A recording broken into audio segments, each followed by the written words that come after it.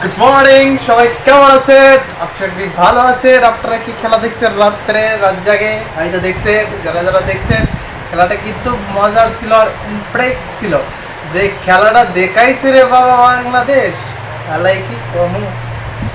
রাত জাগে আমার চোখের এখনো মানে ঘুম যায়নি, তাও এদের খেলা রাত দেখে আমার যেরকমটা লাগছে ভাই, ব্যাটিং না এরা কি করতেছে। আমার ব্যাটিং এর প্রশংসায় আসি। ব্যাটিং আমাদের আছে তামিম, তহিদ হৃদয়, শামীম হোসেন পাটোয়ারি, ব্যাটিং গুলো ভালোই আছে। জাকের আলী অনেক, ব্যাটিং গুলো যে ব্যাটিং খেলা দেখাইছে মনা, ব্যাটিং কিন্তু এগুলো খেলাটা এগুলো হলো ভালোবাসা দিছে। সবচেয়ে একটা বিষয় ইমপ্রেস লাগছে যে সাইফ হাসান যে দুইটা ম্যাচ খেলছে, দুইটা ম্যাচেতেই মানে ভালো পারফরমেন্স করছে।